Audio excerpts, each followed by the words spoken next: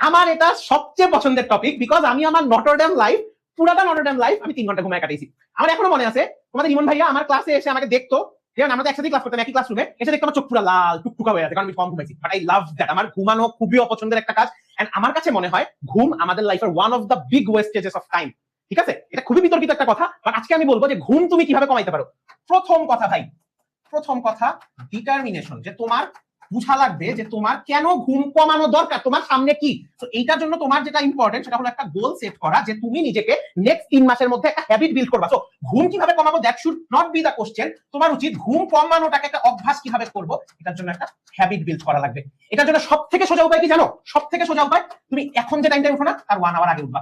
এখন যে টাইমটায়, আজকে ধরো তুমি সকাল 9টায় ঘুম থেকে অভ্যস্ত, তুমি অনেক দাদা তোমার খুব ভালো লাগে ঘুমাইতে, তুমি 1 ঘন্টা আগে উঠবা। তুমি প্রতিদিন 8টায় উঠা প্র্যাকটিস করবা, 5 দিন 8টায় উঠো, জাস্ট 5 দিন 8টায় উঠো, এটা অটোমেটিক্যালি অভ্যাস হয়ে যাচ্ছে। 5 দিন 8টায় তুমি, তোমার বায়োলজিক্যাল ক্লকই চেঞ্জ হয়ে গেছে, তুমি 8টার সময় ঘুমিয়ে যাচ্ছে।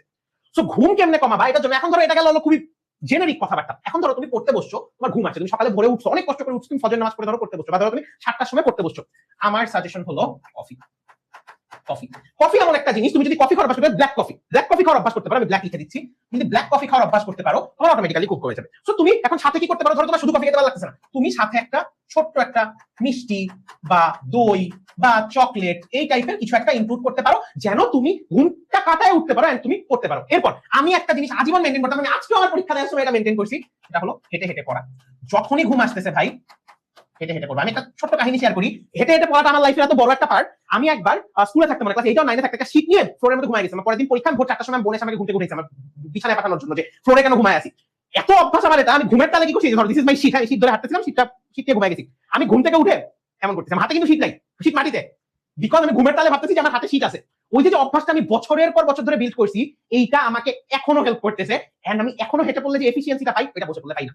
এরপর ধরো তুমি হেঁটে হেঁটে পড়ার জিনিস পড়তেছো না, তুমি বসে পড়তেছো। এখন বসে বলে আমি এমনি পড়ি নয়, ঘুমায় যাই, হাতের উপর মাথা রেখে ঘুমাইছি, কি করবো? হাতে প্র্যাকটিস বা লিখে লিখে পড়া।